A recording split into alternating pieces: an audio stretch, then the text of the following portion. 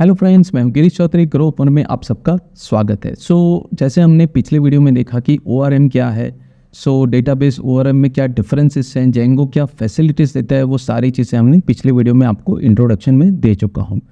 अब यहाँ पे देखते हैं कि हमें फिजिकल अब कोई टेबल बनाना है तो कैसे बनाना है। ठीक है, यहाँ पे अभी हम प्रोजेक्ट रिलेटेड तो कुछ नहीं बना रहे हैं, जस्ट ORM पे हम फोकस कर रहे हैं कि उसको कैसे वर्क करता है। तो सबसे पहले आप कोई भी ऐप में जाइए। देखिए यहाँ पे मैंने 3 ऐप ऑलरेडी बनाई हैं। यहाँ पे होम पेज में प्रोडक्ट कहीं पे भी आ जा सकते हैं। सपोज होम पेज पे यहाँ पे देखिए मॉडल्स नाम की फाइट है। ठीक है, यहाँ पे अभी फ़िलहाल कुछ नहीं है। अब यहाँ पे सपोज मुझे मॉडल्स बनाना है, तो जैसे मैंने आपको कहा था कि मॉडल्स मतलब हम जैसे ये टेबल बना रहे हैं। ठीक है, तो यहाँ पे देखिए 2 टेबल ऑलरेडी मैंने बनाए हैं, डिपार्टमेंट और एम्प्लॉयज़। यहाँ पे हमें सिर्फ डिपार्टमेंट की मैं बात करता हूँ, मल्टीपल टेबल्स के साथ हम बाद में काम करेंगे। पहले सिंगल टेबल्स, उसकी वैलिडेशंस, बहुत सारी चीज़ें हैं जो सिंगल टेबल में हमें सीखनी रहती है। ठीक है, यहाँ पे सपोज मैं एक मॉडल बनाता हूँ। देखिए मॉडल ऑलरेडी ऊपर इंपोर्ट है, आप नई फाइल लेके भी बना सकते हैं, कोई इशू नहीं है। सपोज मैं यहाँ पे लिखता हूँ क्लास और यहाँ पे मैं लिखता हूँ स्टूडेंट। जो भी आपका टेबल का नाम है वो आप लिख दीजिए, पर ये टेबल इस नाम से नहीं बनेगा, किस नाम से वो बाद में देखेंगे। सबसे पहले मैं यहाँ पे मॉडल का नाम लिख देता हूँ, डिपार्टमेंट।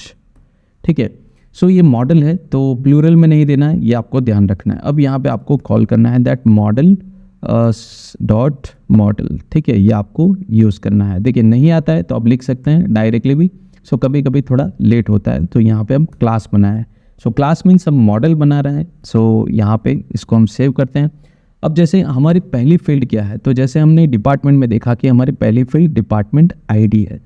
पर यहाँ पे एक ऐसी फैसिलिटी है जेंगो में कि आईडी हमें एक्चुअली जनरेट करने की ज़रूरत नहीं रहती है, वो ऑटो आईडी जनरेट करता रहता है। बेसिकली ये हमारे लिए अच्छी फैसिलिटी है। पर हमें खुद की आईडी जनरेट करनी है तो वो भी हम बाद में देखेंगे। पर जनरली जेंगो अगर आईडी मैनेज करता है तो वो सबसे बेहतरीन चीज़ है, तो उसके ऊपर छोड़ दीजिए। पर फिर भी मैन्युअली कैसे जनरेट कर रहा है तो वो भी मैं आपको बताऊंगा। पहले हम बेसिक्स देखते हैं। ठीक है, यहाँ पे डिपार्टमेंट नेम को हम बात करते हैं, तो डिपार्टमेंट नेम को यहाँ पे हम क्रिएट करते हैं। सपोज यहाँ पे जो मेरा कॉलम नेम है that is department DPT name. कोई भी आप नाम नहीं दे सकते हैं, लाइक अ वेरिएबल। अब जैसे यहाँ पे जब मैंने टेबल बनाया था तो जैसे मैंने वेरिएबल डेटा टाइप देना पड़ता है कि इसमें क्या एंटर होना चाहिए, उसकी साइज़ क्या होनी चाहिए, तो वो चीज़ें हम देखते हैं। यहाँ पे जो हमने इम्प्लीमेंट किया है मॉडल को। ठीक है, यहाँ पे हमें लिखना है मॉडल्स डॉट। तो ये सारे डेटा टाइप आपको प्रोवाइड करेगा कि कौन कौन से डेटा टाइप्स है। तो यहाँ पे आप लिख सकते हैं केयर फील्ड। ठीक है, देखिए बहुत सारे फील्ड हैं, धीरे धीरे हम सब कुछ एक्सप्लोर करेंगे। केयर फील्ड यहाँ पे हम देखते हैं मैक्स लेंथ, तो इसका लेंथ कितना होना चाहिए मैक्सिमम। तो जैसे मैंने डिपार्टमेंट में दिया है 40, तो डेफिनेटली यहाँ पे 40 दे दीजिए। देखिए यहाँ पे मुझे अब टेबल की कोई क्वेरी याद रखने की ज़रूरत नहीं है, आसानी से मैं यहाँ पे ये मेरा एक मॉडल बन गया। पर डेटाबेस में तो कुछ नहीं बना है। चलो मुझे कैसे पता चलेगा कि डेटाबेस में बना है कि नहीं। तो यहाँ पे देखिए ऑलरेडी SQLite डेटाबेस है, इसको मैं क्लिक करूँगा तो एडिटर व्यूअर होगा तो आपको दिखेगा। ठीक है, वो आप SQLite व्यूअर में देख सकते हैं। तो ये देखिए यहाँ पे अभी तक ऐसा कोई टेबल बना नहीं है डिपार्टमेंट नाम का, तो यहाँ पे डेफिनेटली मैं श्योर हूँ कि अभी तक ये मॉडल एग्जीक्यूट नहीं हुआ है। ठीक है, चलिए यहाँ पे अभी हम देखते हैं कि ये टेबल अगर मुझे बनाना है तो अब यहाँ पे कैसा है कि जो मॉडल्स में मैंने कोडिंग की है ये चेंजेस एक्चुअली मुझे डेटाबेस में करना है। तो मुझे जेंगो को बोलना पड़ेगा कि पहले तो सारे चेंजेस ढूंढो और उसको उस लेवल पे उस लायक बनाओ कि वो डेटाबेस में एग्जीक्यूट कर सके। मतलब क्या है कि ये क्लास है तो वो तो डेटाबेस में एग्जीक्यूट नहीं होगा। तो जेंगो क्या करेगा, इस क्लास में जो भी लिखा है उसके हिसाब से डेटाबेस में जनरेट हो सके वैसे क्वेरी जनरेट करेगा और उसके बाद उसको एग्जीक्यूट करके वहाँ पे टेबल बनाएगा। ठीक है, कैसे वो देखते हैं।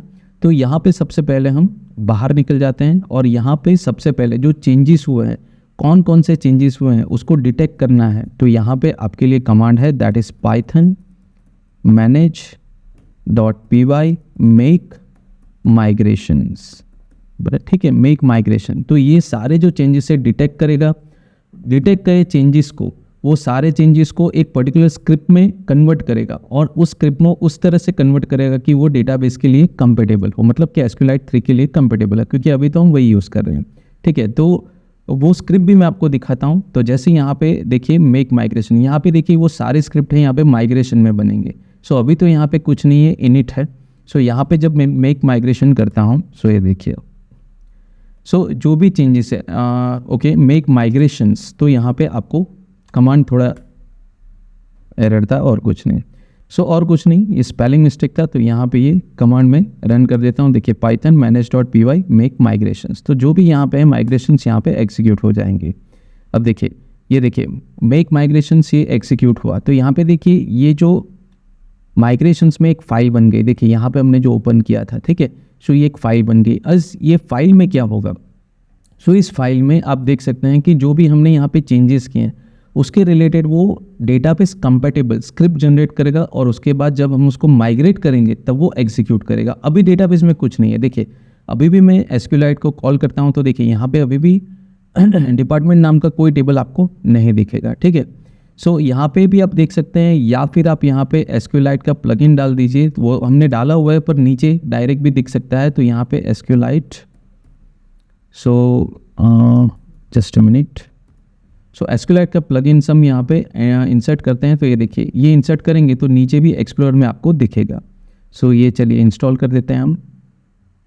सो बहुत सिंपल वे है, एडिटर और व्यूअर से भी ज़्यादा सिंपल, नीचे दिखेगा आपको, सिंपल है। तो चलिए इसको हम एग्जीक्यूट करते हैं। चलिए हो गया।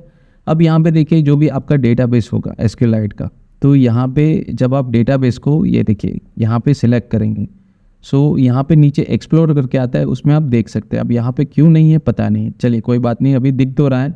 सो अभी इसको थोड़ा इग्नोर करते हैं। चलिए तो यहाँ पे देखिए अभी भी डिपार्टमेंट का टेबल बना नहीं है, क्योंकि अभी तक हमने चेंजेस को माइग्रेट नहीं किया है। यहाँ पे देखिए चेंजेस को अभी, अब ये जो डिपार्टमेंट का है तो ये देखिए उसने अपने आप ही एक स्क्रिप्ट जनरेट कर ली कि डिपार्टमेंट है, उसमें आईडी ऑटो जनरेट है क्योंकि आईडी हमने दिया नहीं है, और डिपार्टमेंट कॉलम का नाम ये रखना है, डिपार्टमेंट नेम, और ये उसका वैलिडेशन है। सो जब हम इसको चेंजेस के लिए अप्लाई करेंगे, पुश करेंगे, तो ये स्क्रिप्ट एक्चुअली एग्जीक्यूट होगी, ठीक है। सो चलिए हम अब इसको माइग्रेट करते हैं। तो यहाँ पे manage.py माइग्रेट ये कमांड है जो आपके चेंजेस हैं उसको वो पुश करेगा डेटाबेस के लिए। तो यहाँ पे हम चलिए, सो ये देखिए माइग्रेशन है, उसने अप्लाई कर दिया। मुझे कैसे पता चलेगा, देखना पड़ेगा। तो सबसे पहले तो मैं रन करता हूँ। देखिए डेटाबेस में भी डायरेक्ट दिख सकते हैं, पर पहले हम एडमिन पैनल में देखते हैं। तो यहाँ पे इसको सबसे पहले मैं रन कर देता हूँ, रन सर्वर।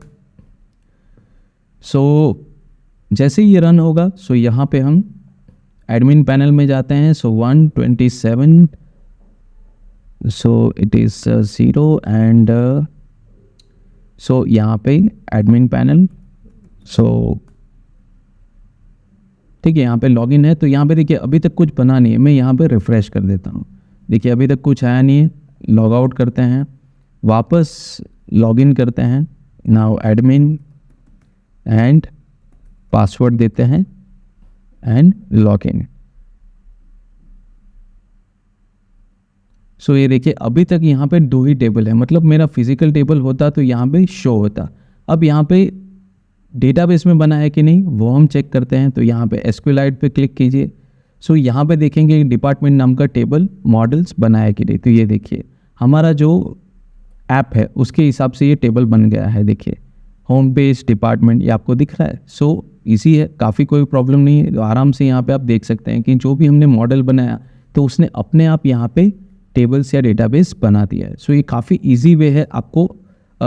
देखिए मुझे डेटाबेस की स्क्रिप्ट पता नहीं है, फिर भी आराम से हम डेटाबेस या टेबल्स के साथ काम कर सकते हैं। सो काफ़ी इजी वे से आप इस तरह से मॉडल को इम्प्लीमेंट कर सकते हैं।